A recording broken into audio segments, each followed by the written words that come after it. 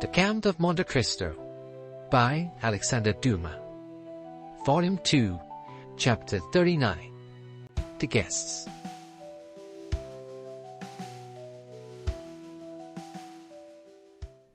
In a house in the Rue d'Alder, where Albert had invited the Count of Monte Cristo, everything was being prepared on the morning of the 21st of May to do honor to the occasion. Albert de Morcerf inhabited a pavilion situated at the corner of a large court, and directly opposite another building in which were the servants' apartments. 2 windows only of the pavilion faced the street, 3 other windows looked into the court, and 2 at the back into the garden. Between the court and the garden, built in a heavy style of the imperial architecture, was the large and fashionable dwelling of the Count and Countess of Morcerf. A high wall surrounded the whole of the property, surmounted at intervals by vases filled with flowers, and broken in the center by a large gate of gilded iron, which served as the carriage entrance. A small door, close to the lodge of the concierge, gave ingress and egress to the servants and masters when they were on foot. It was easy to discover that the delicate care of a mother, unwilling to part from her son, and yet aware that a young man of the Viscount's age required the full exercise of his liberty, had chosen this habitation for Albert. There were not lacking, however, evidences of what we may call the intelligent egoism of a youth who is charmed with the indolent, careless life of an only son, and who lives as it were in a gilded cage. By means of the 2 windows looking into the street, Albert could see all that passed. The sight of what is going on is necessary to young men, who always want to see the world traverse their horizon, even if that horizon is only a public thoroughfare. Then, should anything appear to merit a more minute examination, Albert de Morcerf could follow up his researches by means of a small gate, similar to that close to the concierge's door, and which merits a particular description. It was a little entrance that seemed never to have been opened since the house was built, so entirely was it covered with dust and dirt, but the well-oiled hinges and locks told quite another story. This door was a mockery to the concierge, from whose vigilance and jurisdiction it was free, and, like that famous portal in Arabian Nights, opening at the sesame of Ali Baba, it was wont to swing backward at a cabalistic word or a concerted tap from without from the sweetest voices or whitest fingers in the world. At the end of a long corridor, with which the door communicated, and which formed the antechamber, was on the right Albert's breakfast room, looking into the court, and on the left the salon, looking into the garden. Shrubs and creeping plants covered the windows, and hid from the garden and court these 2 apartments, the only rooms into which, as they were on the ground floor, the prying eyes of the curious could penetrate. On the floor above were similar rooms, with the addition of the 3rd, formed out of the antechamber. These 3 rooms were a salon, a boudoir, and a bedroom. The salon downstairs was only an Algerian divan, for the use of smokers. The boudoir upstairs communicated with the bedchamber by an invisible door on the staircase. It was evident that every precaution had been taken. About this floor was a large atelier, which had been increased in size by pulling down the partitions, a pandemonium in which the artists and the dandies strove for preeminence.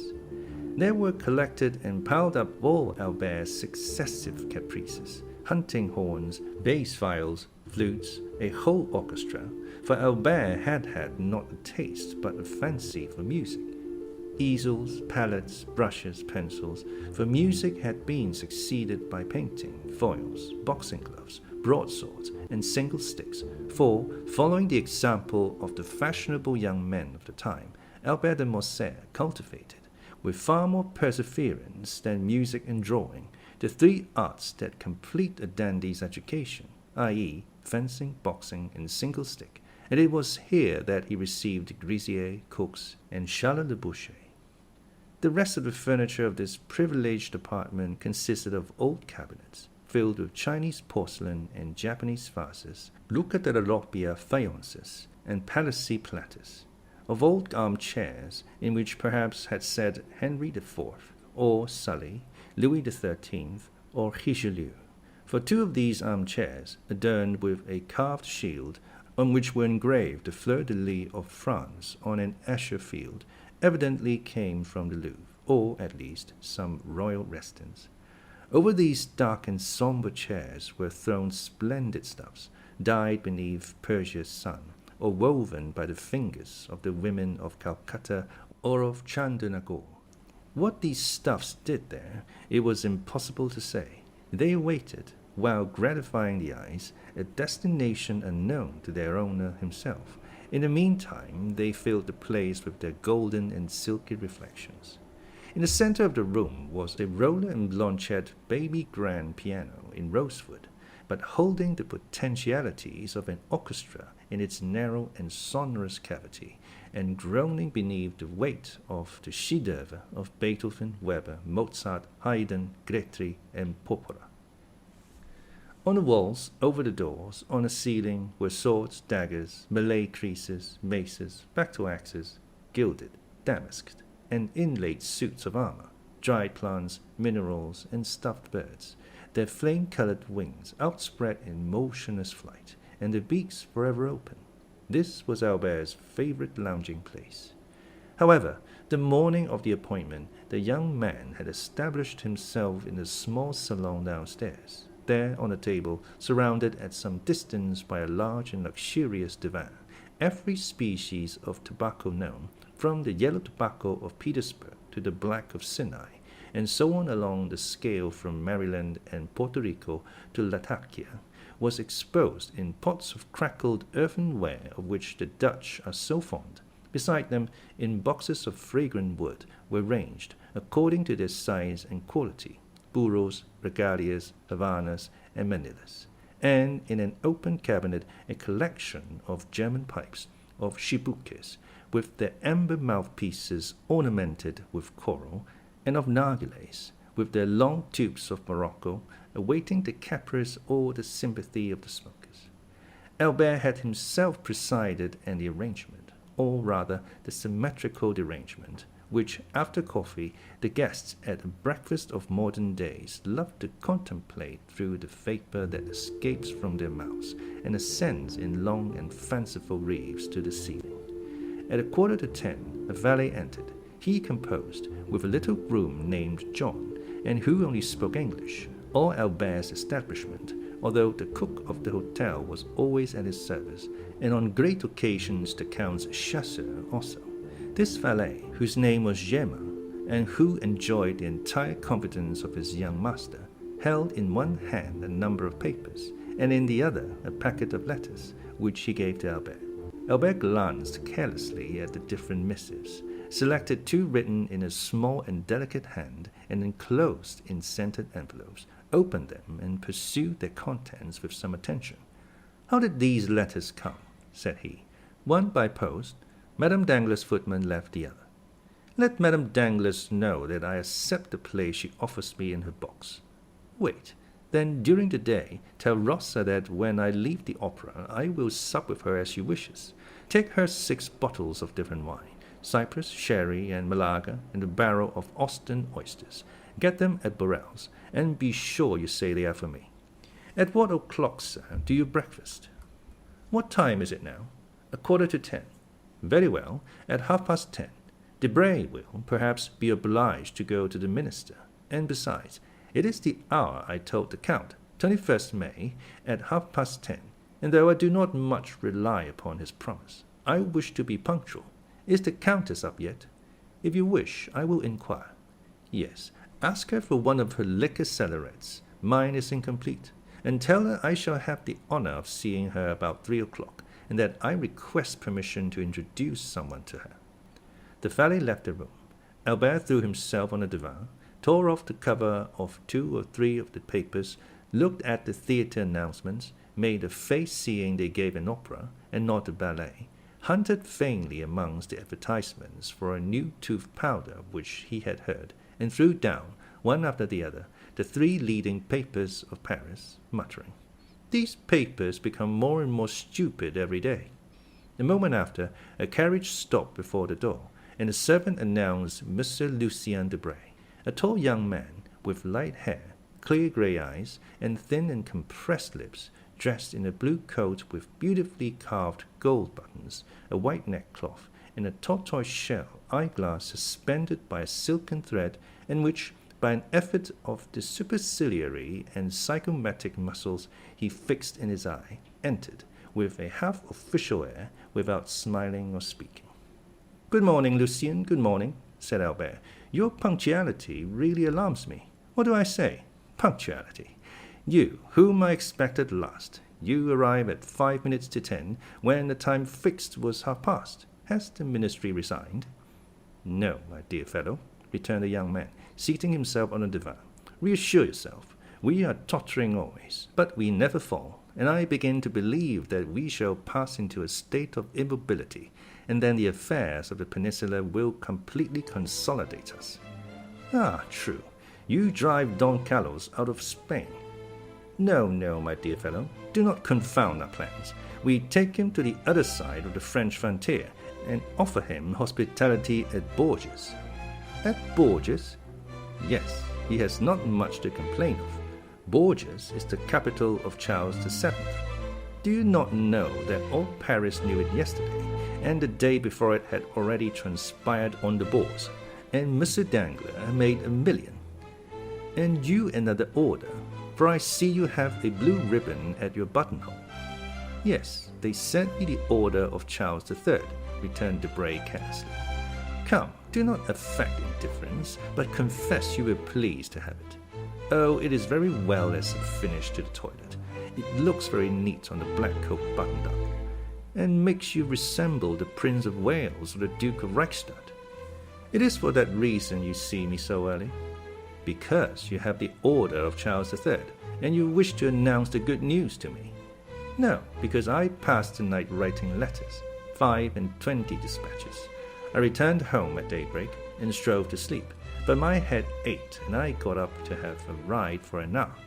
At the Bois de Boulogne, ennui and hunger attacked me at once, two enemies who rarely accompany each other, and who are yet leagued against me, a sort of Gallo-Republican alliance. I then recollected you gave a breakfast this morning, and here I am. I'm hungry, feed me. I'm bored, amuse me." "It is my duty as your host," returned Albert, ringing the bell, while Lucien turned over, with his gold-mounted cane, the papers that lay on the table. "Gemma, a glass of sherry and a biscuit. In the meantime, my dear Lucien, here are cigars. Contraband, of course. Try them, and persuade the minister to sell us such instead of poisoning us with cabbage leaves." "Peste! I will do nothing of the kind. The moment they come from government, you would find them execrable. Besides, that does not concern the home but the financial department. Address yourself to Monsieur Human, section of the indirect contributions, corridor A, number 26. "On my word," said Albert, "you astonish me by the extent of your knowledge. Take a cigar." "Really, my dear Albert," replied Lucien, lighting a manila at a rose-colored taper that burned in a beautifully enameled stand, "how happy you are to have nothing to do. You do not know your own good fortune." "And what would you do, my dear diplomatist," replied Morrel, with a slight degree of irony in his voice, "if you did nothing? What, private secretary to a minister, plunged at once into European cabals and Parisian intrigues, having kings and, better still, queens to protect, parties to unite, elections to direct, making more use of your cabinet with your pen and your telegraph than Napoleon did of his battlefields with his swords and his victories, possessing 25,000 francs a year, besides your place, a horse, for which Château-Renaud offered you 400 louis, and which you would not part with, a tailor who never disappoints you, with the opera, the jockey club, and other diversions. Can you not amuse yourself? Well, I will amuse you." "How?" "By introducing to you a new acquaintance." "A man or a woman?" "A man. I know so many men already. But you do not know this man. Where does he come from? The end of the world? Farther still, perhaps. The deuce! I hope he does not bring our breakfast with him." "Oh, no. Our breakfast comes from my father's kitchen. Are you hungry?" Humiliating as such a confession is, I am. But I dined at Monsieur de Villefort, and lawyers always give you very bad dinners. You would think they felt some remorse. Did you ever remark that? Ah, depreciate other persons' dinners. You ministers give such splendid ones. Yes, but we do not invite people of fashion. If we were not forced to entertain a parcel of country boobies because they think and vote with us, we should never dream of dining at home, I assure you. Well, take another glass of sherry and another biscuit. Willingly. Your Spanish wine is excellent. You see, we were quite right to pacify that country. Yes, but Don Carlos? Well, Don Carlos will drink Bordeaux, and in 10 years we will marry his son to the little queen. You will then obtain the golden fleece if you are still in the ministry. I think, Albert, you have adopted the system of feeding me on smoke this morning. Well, you must allow it is the best thing for the stomach, but I hear Beauchamp in the next room. You can dispute together, and that will pass away the time. About what? About the papers. My dear friend, said Lucien with an air of sovereign contempt, do I ever read the papers? Then you will dispute them all. Monsieur Beauchamp, announced the servant. Come in, said Albert, rising and advancing to meet the young man. Here is Debray, who detests you without reading you, so he says. He is quite right, returned Beauchamp, for I criticize him without knowing what he does. Good day, Commander. Ah, you know that already, said the private secretary, smiling and shaking hands with him. Pardieu. And what do they say of it in the world? In which world? We have so many worlds in the year of grace, 1838. In the entire political world, of which you are one of the leaders. They say that it is quite fair, and that sowing so much red, you ought to reap a little blue. Come, that is not bad, said Lucien. Why do you not join our party, my dear Beauchamp? With your talents you would make your fortune in 3 or 4 years. I only wait one thing before following your advice, that is, a minister who will hold office for 6 months. My dear Albert, one word, for I must give poor Lucien a respite. Do we breakfast or dine? I must go to the chamber, for our life is not an idle one. You only breakfast. I await 2 persons, and the instant they arrive, we shall sit down to table.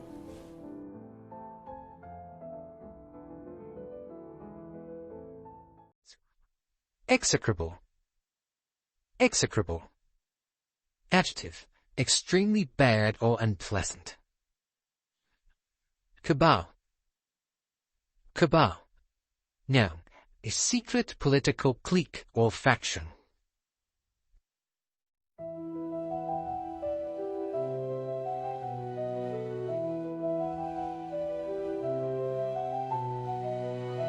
Chapter 40. The Breakfast.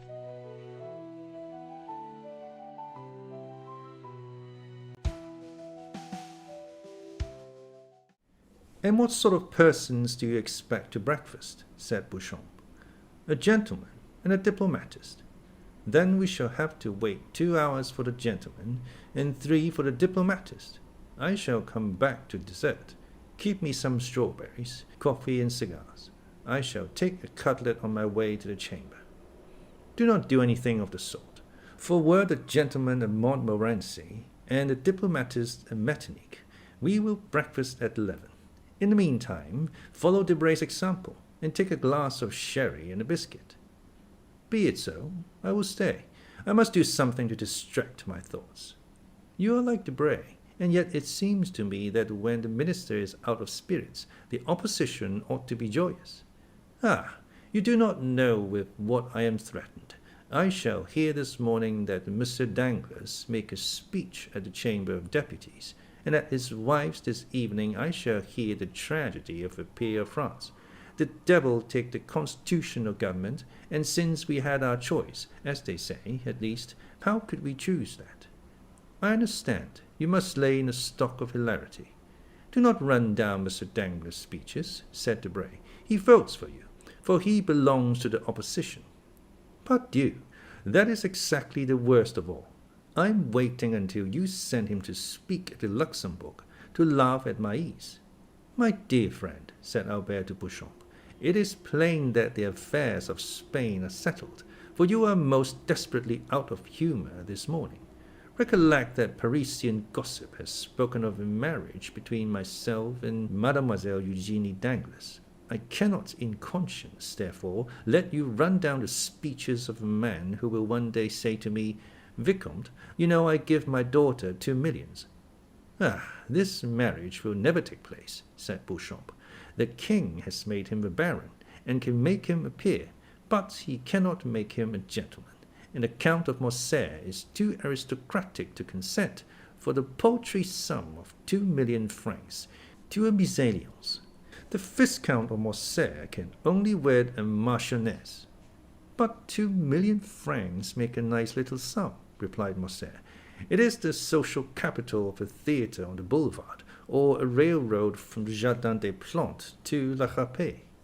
"Never mind what he says, Morcerf," said Debray. "Do you marry her. You marry a money-bag label. It is true. Well, but what does that matter? It is better to have a blazon less and a figure more on it. You have 7 martlets on your arms. Give 3 to your wife, and you will still have 4. That is 1 more than Monsieur de Guise had, who so nearly became King of France, and whose cousin was Emperor of Germany." "On my word, I think you are right, Lucien," said Albert absently. "To be sure, besides, every millionaire is as noble as a bastard. That is, he can be." "Do not say that, Debray," returned Beauchamp, laughing, "for here is Château-Renaud, who, to cure you of your mania for paradoxes, will pass the sword of Renaud de Montauban, his ancestor, through your body." "He will sully it then," returned Lucien, "for I am low, very low." "Oh, heavens!" cried Beauchamp. "The minister quotes Béranger. What shall we come to next?" "Monsieur de Château-Renaud, Monsieur Maximilian Morrel," said the servant, announcing 2 fresh guests. "Now then, to breakfast," said Beauchamp. "For, if I remember, you told me you only expected 2 persons, Albert." "Morrel," muttered Albert. "Morrel, who is he?" But before he had finished, Monsieur de Château-Renaud, a handsome young man of 30, gentleman all over, that is, with the figure of a Guiche and the wit of a Mortemart, took Albert's hand. "My dear Albert," said he, "let me introduce to you Monsieur Maximilian Morrel, captain of Spahi, my friend, and what is more, however the man speaks for himself, my preserver. Salute my hero, Viscount." And he stepped on one side to give place to a young man of refined and dignified bearing, with large and open brow, piercing eyes, and black moustache, whom our readers have already seen at Marseille, under circumstances sufficiently dramatic not to be forgotten. A rich uniform, half French, half Oriental, set off his graceful and stalwart figure, and his broad chest was decorated with the honor of the Legion of Honor. The young officer bowed with easy and elegant politeness. "Monsieur," said Albert with affectionate courtesy, "the Count of Château-Renaud knew how much pleasure this introduction will give me. You are his friend, be ours also." "Well said," interrupted Château-Renaud, "and pray that, if you should ever be in a similar predicament, he may do as much for you as he did for me." "What has he done?" asked Albert. "Oh, nothing worth speaking of," said Morrel. "Monsieur de Château-Renaud exaggerates." "Not worth speaking of!" cried Château-Renaud. "Life is not worth speaking of. That is rather too philosophical, on my word, Morrel. It is very well for you, who risk your life every day, but for me, who only did so once." "We gather from all this, Baron, that Captain Morrel saved your life." "Exactly so." "On what occasion?" asked Beauchamp. "Beauchamp, my good fellow, you know I am starving," said Debray. "Do not set him off on some long story." "Well, I do not prevent your sitting down to table," replied Beauchamp. "Château-Renaud can tell us while we eat our breakfast." "Gentlemen," said Morcerf, "it is only 10:15, and I expect someone else." "Ah, true, a diplomatist," observed Debray. "Diplomat or not, I don't know. I only know that he charged himself on my account with a mission, which he terminated so entirely to my satisfaction, that had I been king, I should have instantly created him knight of all my orders, even had I been able to offer him the golden fleece and the garter." "Well, since we are not to sit down to table," said Debray, "take a glass of sherry, and tell us all about it." "You all know that I had the fancy of going to Africa," It is a road your ancestors have traced for you, said Albert gallantly. Yes, but I doubt that your object was like theirs, to rescue the Holy Sepulchre. You are quite right, Beauchamp, observed the young aristocrat. It was only to fight as an amateur. I cannot bear dueling ever since 2 seconds, whom I had chosen to arrange an affair, forced me to break the arm of one of my best friends, one whom you all know, poor Franz d'Épinay. Ah, true, said Debray. You did fight some time ago. About what? The devil take me if I remember, returned Château-Renaud. But I recollect perfectly one thing, that, being unwilling to let such talents as mine sleep, I wished to try upon the Arabs the new pistols that had been given to me. In consequence, I embarked for Oran, and went from thence to Constantine, where I arrived just in time to witness the raising of the siege. I retreated with the rest for 48 hours. I endured the rain during the day, and the cold during the night tolerably well, but the 3rd morning my horse died of cold. Poor brute! Accustomed to be covered up and to have a stove in the stable, the Arabian finds himself unable to bear 10 degrees of cold in Arabia.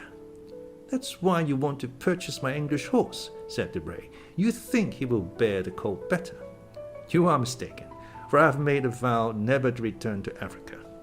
You were very much frightened then, asked Beauchamp. Well, yes, and I had good reason to be so, replied Château-Renaud. I was retreating on foot, for my horse was dead. 6 Arabs came up, full gallop, to cut off my head. I shot 2 with my double-barreled gun, and 2 more with my pistols. But I was then disarmed, and 2 were still left.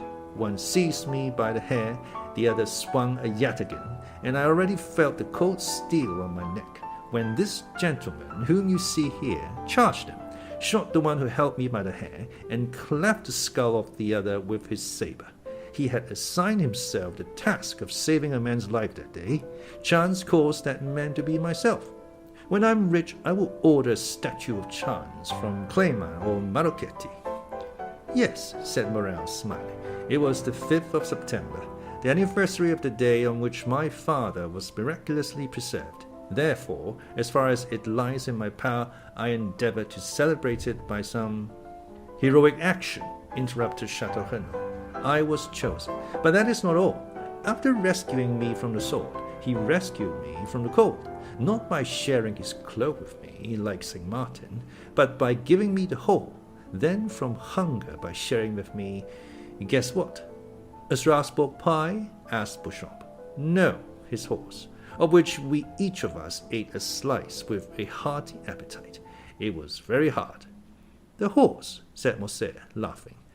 No, the sacrifice, returned Château-Renaud. Asked Debray if he would sacrifice his English steed for a stranger. Not for a stranger, said Debray, but for a friend I might, perhaps.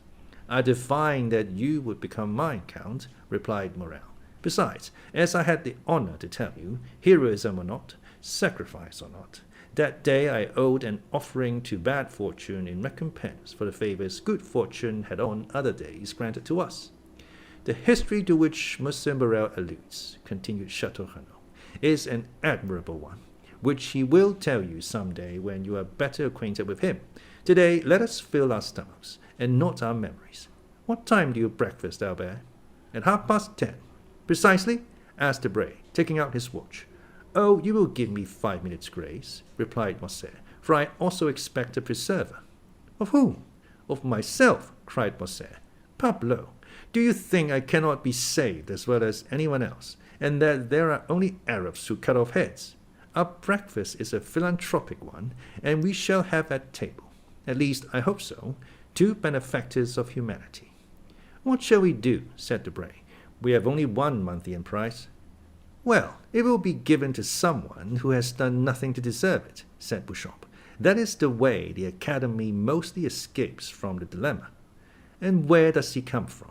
Asked Debray. You have already answered the question once, but so vaguely that I venture to put it a second time. Really, said Albert, I do not know. When I invited him 3 months ago, he was then at Rome, but since that time, who knows where he may have gone? And you think him capable of being exact? Demanded Debray. I think him capable of everything. Well, with the 5 minutes' grace, we have only 10 left. I will profit by them to tell you something about my guest. I beg pardon, interrupted Beauchamp. Are there any materials for an article in what you are going to tell us?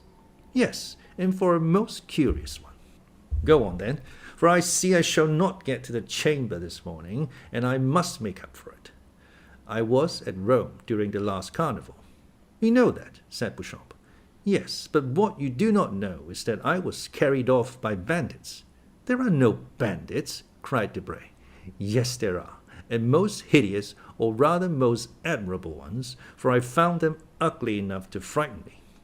Come, my dear Albert, said Debray, confess that your cook is behindhand, that the oysters have not arrived from Ostend or Marennes, and that, like Madame de Maintenon, you are going to replace the dish by a story.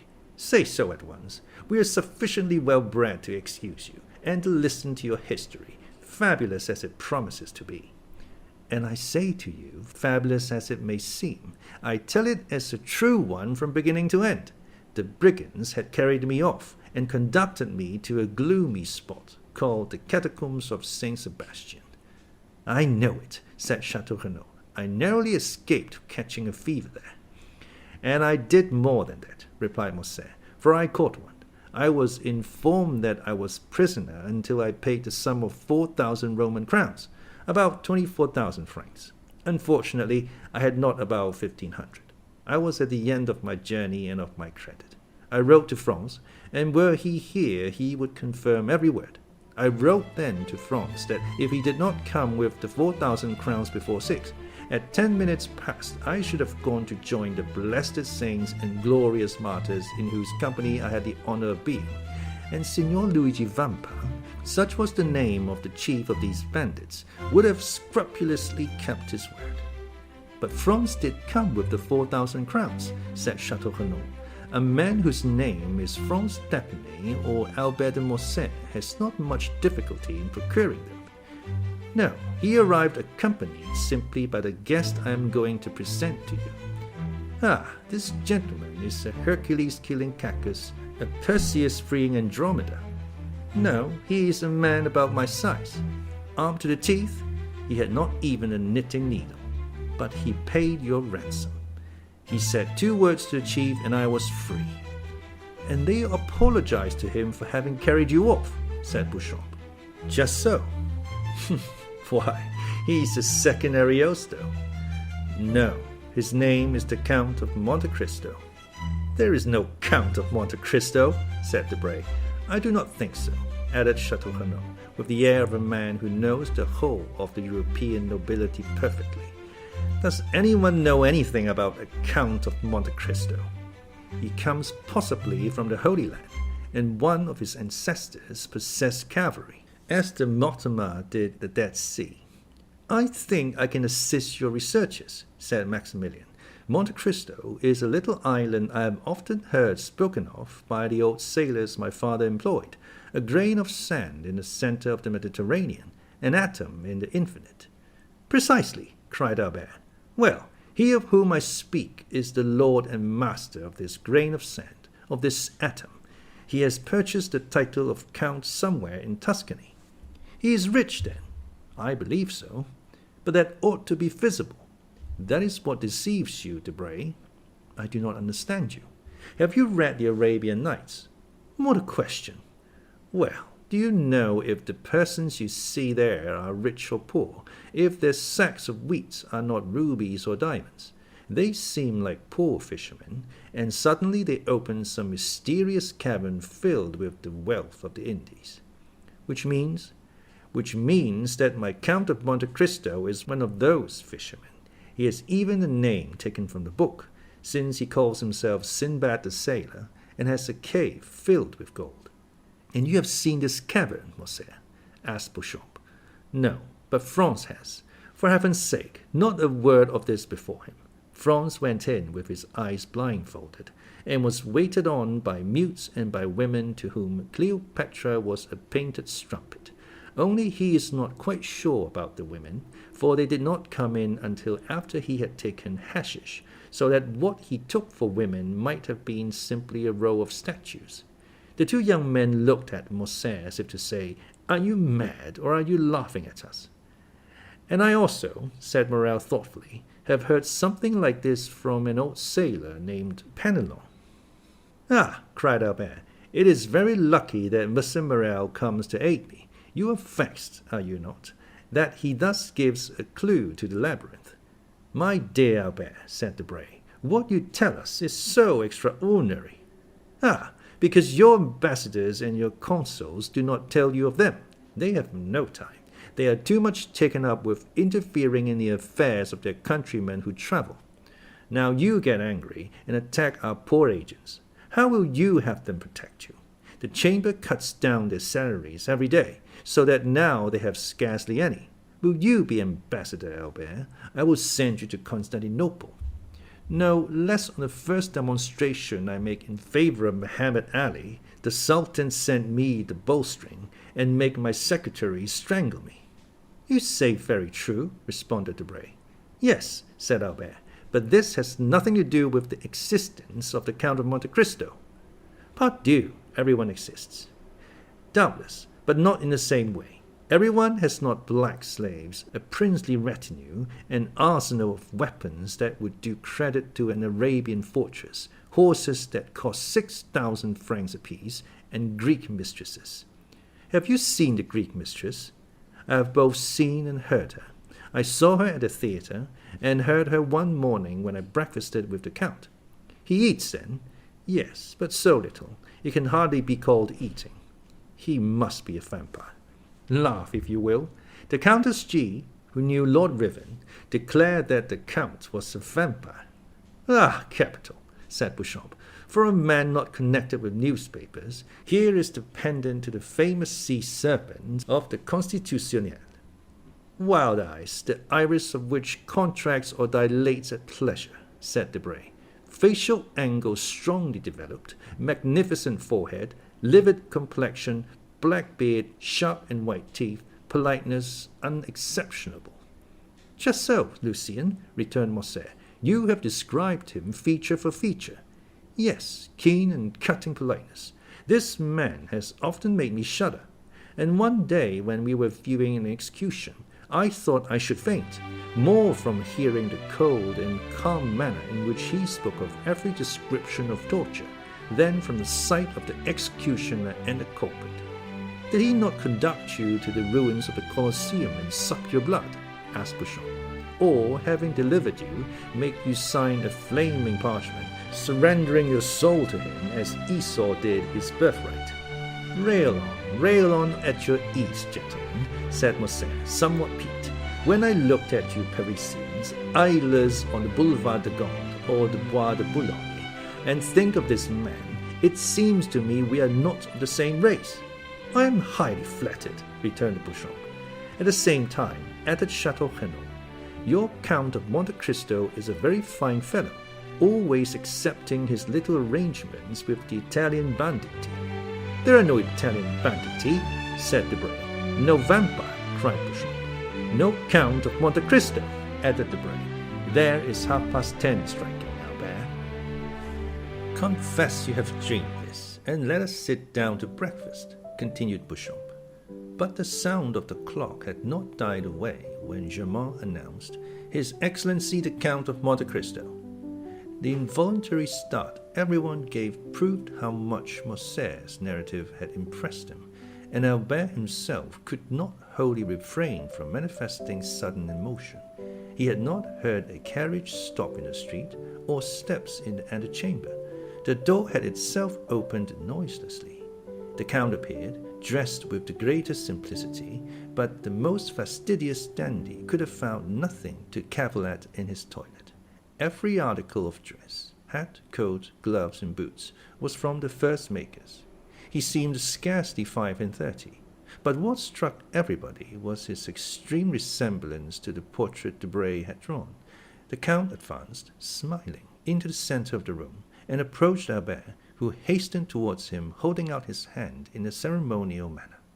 "Punctuality," said Monte Cristo, "is the politeness of kings, according to one of your sovereigns, I think, but it is not the same with travellers. However, I hope you will excuse the 2 or 3 seconds I am behindhand. 500 leagues are not to be accomplished without some trouble, and especially in France, where, it seems, it is forbidden to beat postilions. My dear Count, replied Albert, I was announcing your visit to some of my friends, whom I had invited in consequence of the promise you did me the honour to make, and whom I now present to you. They are the Count of Château-Renaud, whose nobility goes back to the 12 peers, and whose ancestors had a place at the Round Table. Mr. Lucien Debray, private secretary to the Minister of the Interior. Mr. Beauchamp, an editor of a paper, and a terror of the French government, but of whom, in spite of his national celebrity, you perhaps have not heard in Italy, since his paper is prohibited there, and Monsieur Maximilian Morrel, captain of Spahi. At this name the Count, who had hitherto saluted everyone with courtesy, but at the same time with coldness and formality, stepped a pace forward, and a slight tinge of red coloured his pale cheeks. You wear the uniform of the new French conquerors, monsieur, said he. It is a handsome uniform. No one could have said what caused the Count's voice to vibrate so deeply, and what made his eye flash, which was in general so clear, lustrous, and limpid when he pleased. You have never seen our Africans, Count, said Albert. Never, replied the Count, who was by this time perfectly master of himself again. Well, beneath this uniform beats one of the bravest and noblest hearts in the whole army. Oh, Monsieur de Morcerf, interrupted Morrel. Let me go on, Captain. And we have just heard, continued Albert, of a new deed of his, and so heroic a one, that, although I have seen him today for the first time, I request you to allow me to introduce him as my friend. At these words it was still possible to observe in Monte Cristo the concentrated look, changing colour, and slight trembling of the eyelid that show emotion. Ah, you have a noble heart, said the Count. So much the better. This exclamation, which corresponded to the Count's own thoughts rather than to what Albert was saying, surprised everybody, and especially Morrel, who looked at Monte Cristo with wonder. But at the same time, the intonation was so soft that, however strange the speech might seem, it was impossible to be offended at it. Why should he doubt it? Said Beauchamp to Château-Renaud. In reality, replied the latter, who, with his aristocratic glance and his knowledge of the world, had penetrated at once all that was penetrable in Monte Cristo, Albert has not deceived us, for the Count is a most singular being. What say you, Morrel? Ma foi, he has an open look about him that pleases me, in spite of the singular remark he has made about me. Gentlemen, said Albert, Germain informs me that breakfast is ready. My dear Count, allow me to show you the way. They passed silently into the breakfast room, and everyone took his place. Gentlemen, said the Count, seating himself, permit me to make a confession which must form my excuse for any improprieties I may commit.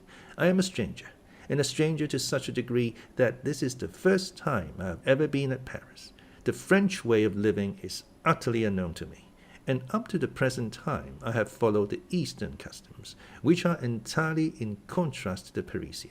I beg you, therefore, to excuse if you find anything in me too Turkish, too Italian, or too Arabian. Now, then, let us breakfast. With what an air he says all this, muttered Beauchamp. Decidedly, he is a great man. A great man in his own country, added Debray. A great man in every country, Monsieur Debray, said Château-Renaud. The Count was, it may be remembered, a most temperate guest.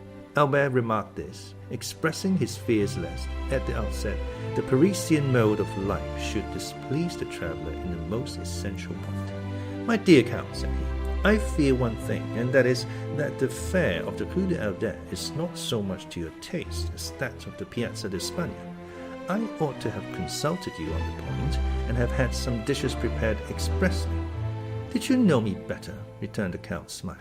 You would not give one thought of such a thing for a traveller like myself, who has successively lived on macaroni at Naples, polenta at Milan, olla podrida at Valencia, pilau at Constantinople, curry in India, and swallows' nests in China. I eat everywhere and of everything, only I eat but little.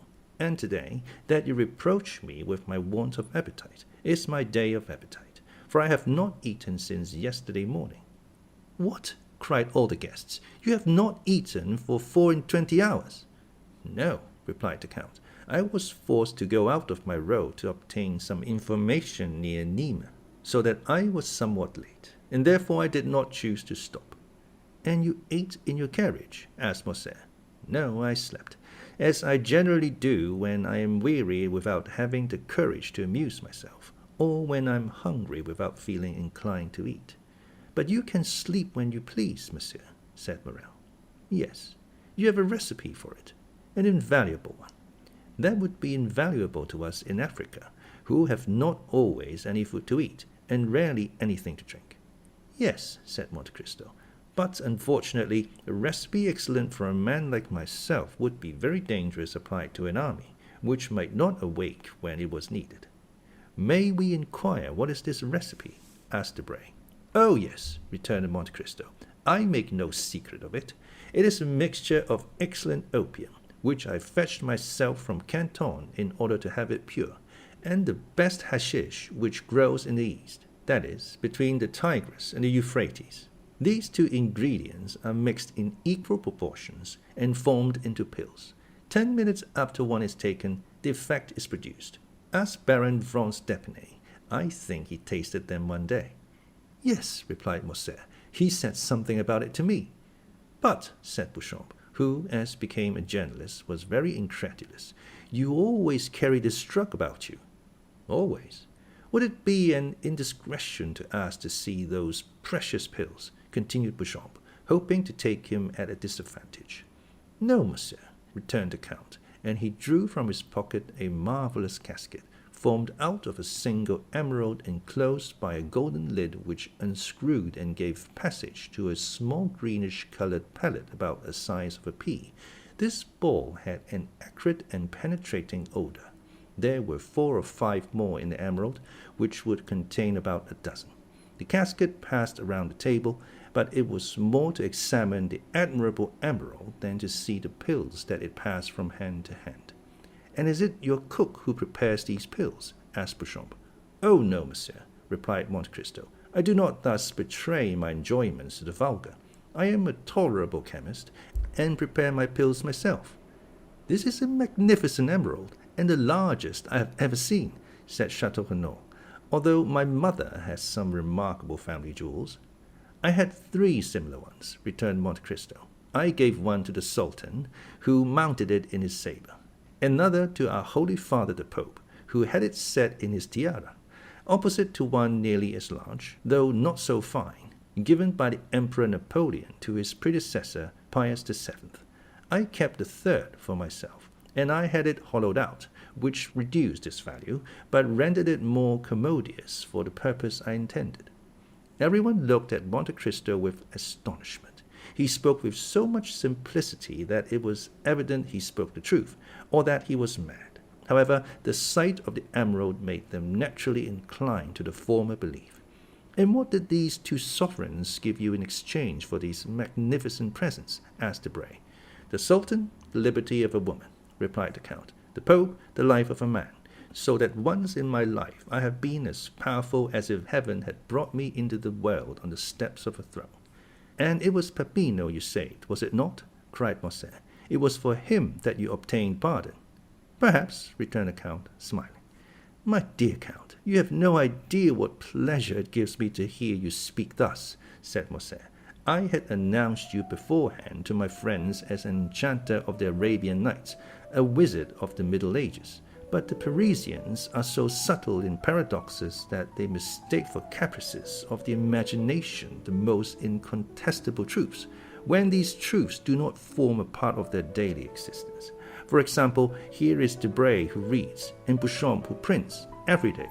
A member of the Jockey Club has been stopped and robbed on the boulevard. 4 persons have been assassinated in the Rue Saint-Denis or the Faubourg Saint-Germain. 10, 15, or 20 thieves have been arrested in a café on the Boulevard du Temple or in the Terme de Julien, and yet these same men deny the existence of the bandits in the Maremma, the Campagna di Romana, or the Pontine marshes. Tell them yourself that I was taken by bandits, and that without your generous intercession, I should now have been sleeping in the catacombs of Saint Sebastian, instead of receiving them in my humble abode in the Rue d'Alder." "Ah," said Monte Cristo, "you promised me never to mention that circumstance." "It was not I who made that promise," cried Morcerf. "It must have been someone else whom you have rescued in the same manner, and whom you have forgotten.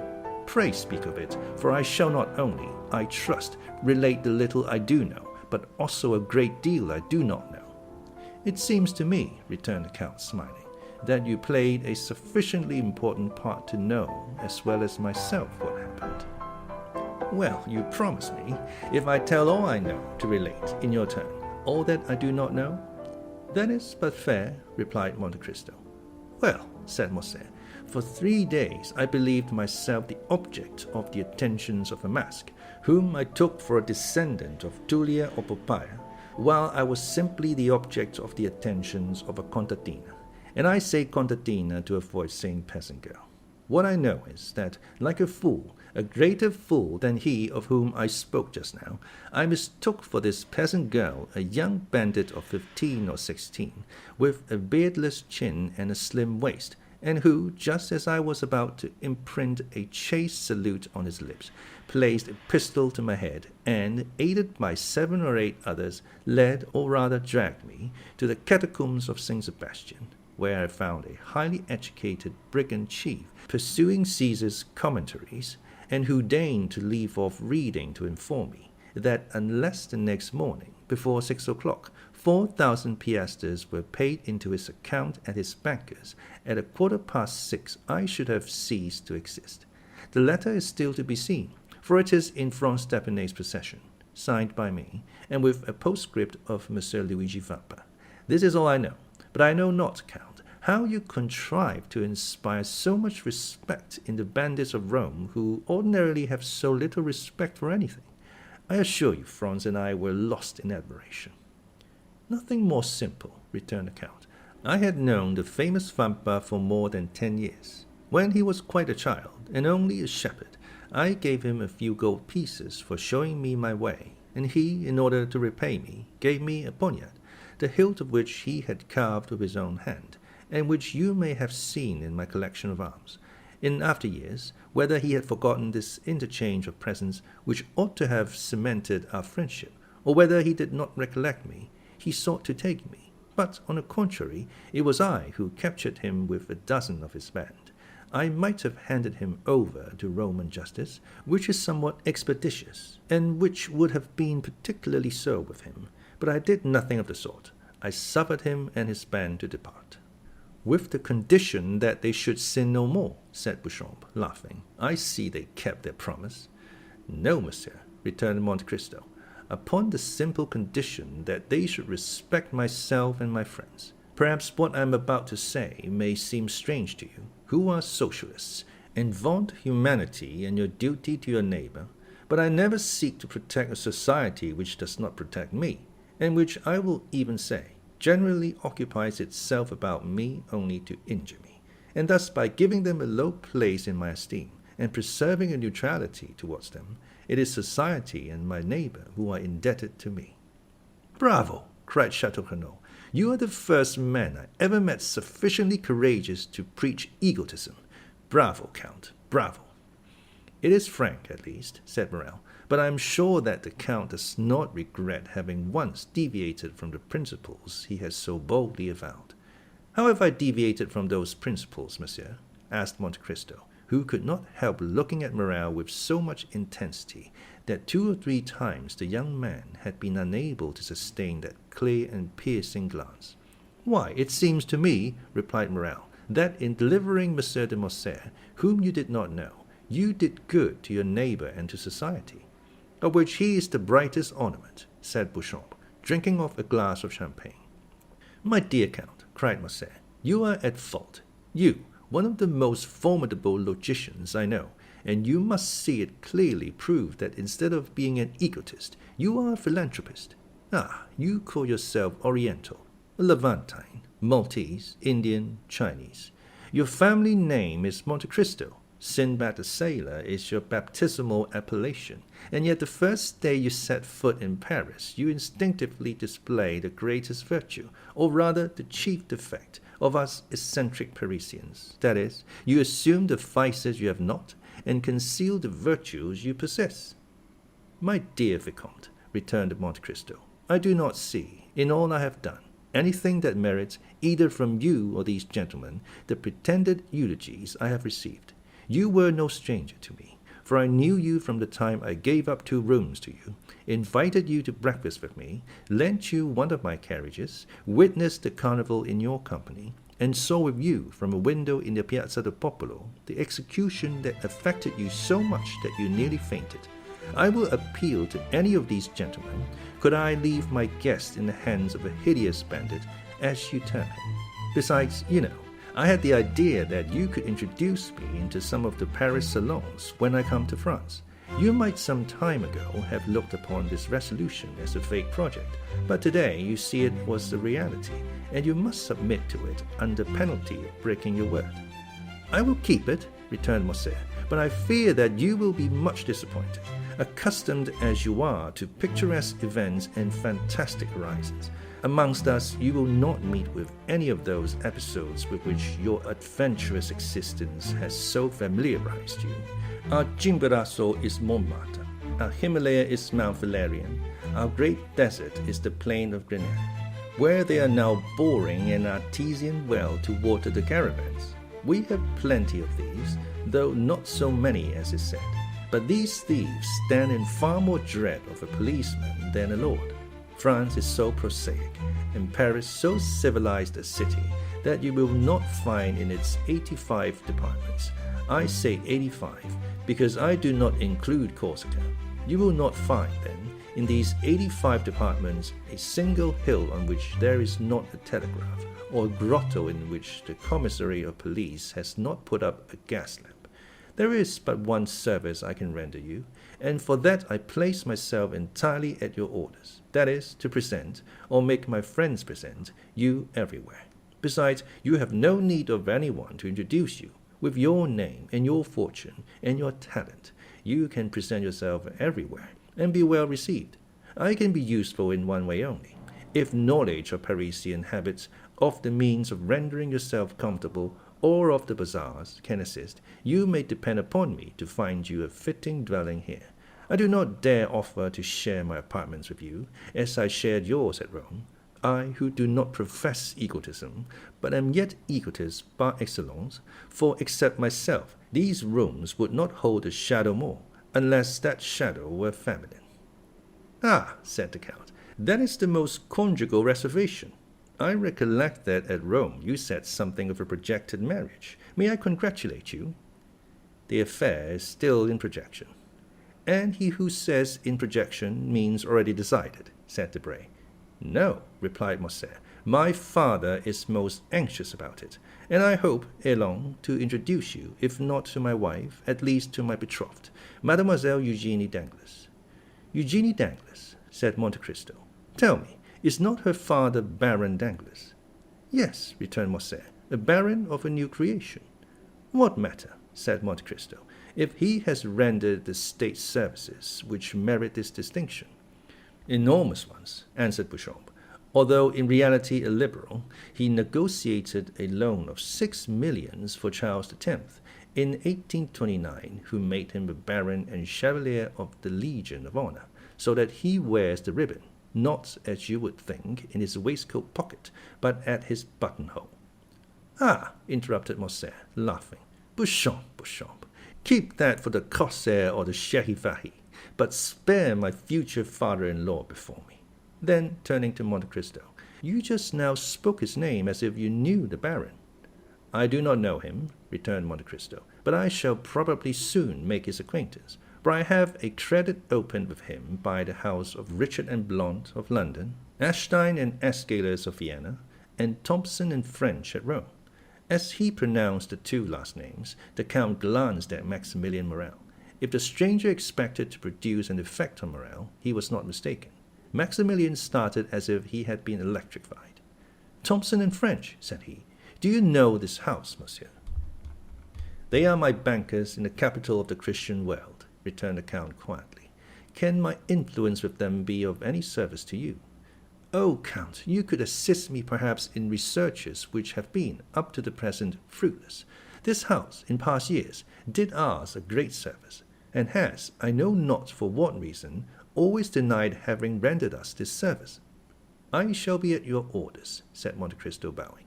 But, continued Morcerf, apropos of Danglars, we have strangely wandered from the subject. We were speaking of a suitable habitation for the Count of Monte Cristo. Come, gentlemen, let us all propose some place. Where shall we lodge this new guest in our great capital? Faubourg Saint-Germain, said Château-Renaud. The Count will find there a charming hotel, with a court and garden. Bah, Château-Renaud, returned Debray, you only know your dull and gloomy Faubourg Saint-Germain. Do not pay any attention to him, Count. Live in the Chaussée d'Antin. That's the real centre of Paris. Boulevard de l'Opéra, said Beauchamp. The second floor, a house with a balcony. The Count will have his cushions of silver cloth brought there, and as he smokes his chibouque, see all Paris pass before him. You have no idea, then, Morrel? Asked Château-Renaud. You do not propose anything. Oh, yes, returned the young man, smiling. On the contrary, I have one, but I expected the Count would be tempted by one of the brilliant proposals made him. Yet, as he has not replied to any of them, I will venture to offer him a suite of apartments in a charming hotel, in the Pompadour style, that my sister has inhabited for a year, in the Rue Mille. You have a sister? Asked the Count. Yes, monsieur, a most excellent sister. Married? Nearly 9 years. Happy? Asked the Count again. As happy as it is permitted to a human creature to be, replied Maximilian. She married the man she loved, who remained faithful to us in our fallen fortunes, Emmanuel Herbon. Monte Cristo smiled imperceptibly.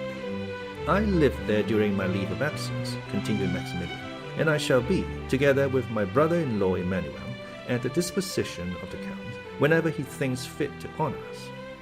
1 minute, cried Albert, without giving Monte Cristo the time to reply. Take care, you are going to immure a traveller, Sinbad the sailor, a man who comes to see Paris.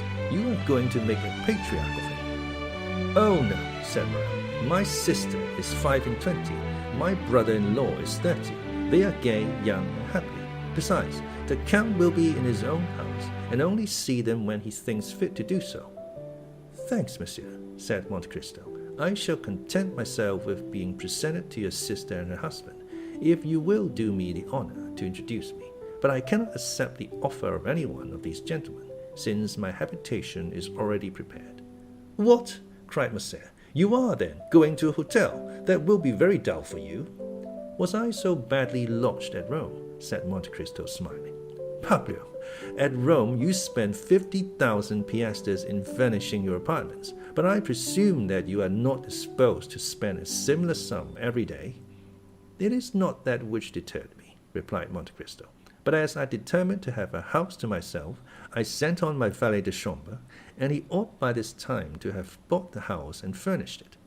But you have, then, a valet de chambre who knows Paris, said Beauchamp. It is the first time he has ever been in Paris. He is black, and cannot speak, returned Monte Cristo. It is Ali, cried Albert, in the midst of the general surprise. Yes, Ali himself, my Nubian mute, whom you saw, I think, at Rome. Certainly, said Morcerf. I recollect him perfectly. But how could you charge a Nubian to purchase a house, and a mute to furnish it? He will do everything wrong. Undeceive yourself, monsieur, replied Monte Cristo. I am quite sure that, on the contrary, he will choose everything as I wish. He knows my tastes, my caprices, my wants. He has been here a week, with the instinct of a hound, hunting by himself. He will arrange everything for me. He knew that I should arrive today at 10 o'clock. He was waiting for me at 9 at the Pied de Fontainebleau. He gave me this paper. It contains the number of my new abode. Read it yourself. And Monte Cristo passed the paper to Albert. Ah, that is really original, said Beauchamp, and very princely, added Château-Renaud. What, do you not know your house? Asked Debray. No, said Monte Cristo. I told you I did not wish to be behind my time. I dressed myself in a carriage and descended at the Viscount's door. The young men looked at each other. They did not know if it was a comedy Monte Cristo was playing, but every word he uttered had such an air of simplicity that it was impossible to suppose what he said was false. Besides, why should he tell a falsehood? "We must content ourselves, then," said Beauchamp, "with rendering the Count all the little services in our power. I, in my quality of journalist, open all the theatres to him." "Thanks, monsieur," returned Monte Cristo. "My steward has orders to take a box at each theatre." "Is your steward also a Nubian?" asked Debray. "No, he is a countryman of yours, if a Corsican is a countryman of anyone's. But you know him, Monsieur de Morcerf. Is it that excellent Monsieur Bertuccio, who understands hiring windows so well?" "Yes, you saw him the day I had the honor of receiving you. He has been a soldier, a smuggler, in fact, everything. I would not be quite sure that he has not been mixed up with the police for some trifle, a stab with a knife, for instance." "And you have chosen this honest citizen for your steward," said Debray. "Of how much does he rob you every year?" "On my word," replied the Count, "not more than another.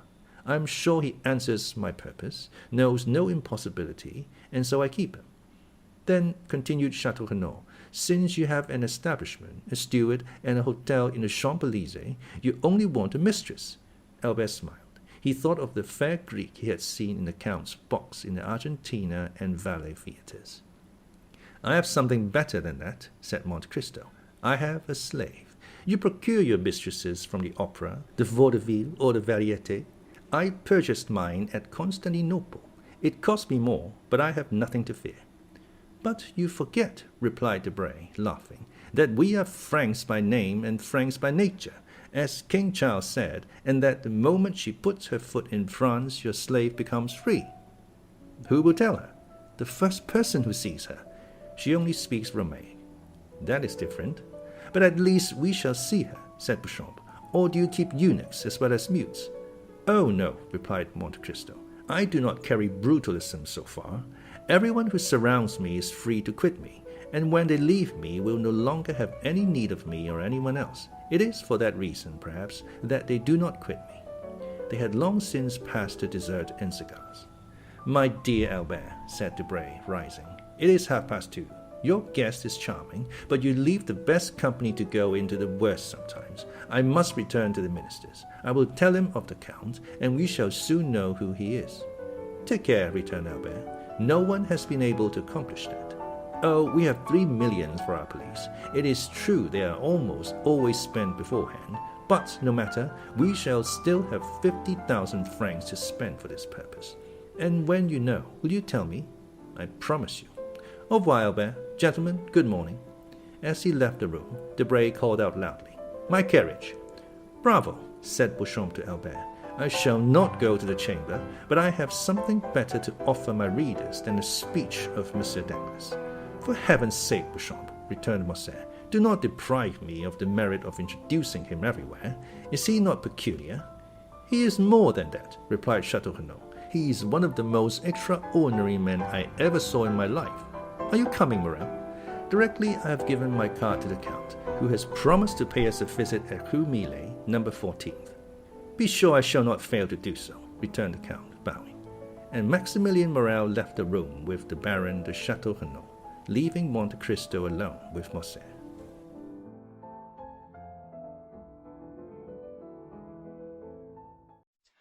Artesian. Artesian. Adjective, relating to or denoting a well bored perpendicularly into water-bearing strata lying at an angle, so that natural pressure produces a constant supply of water with little or no pumping.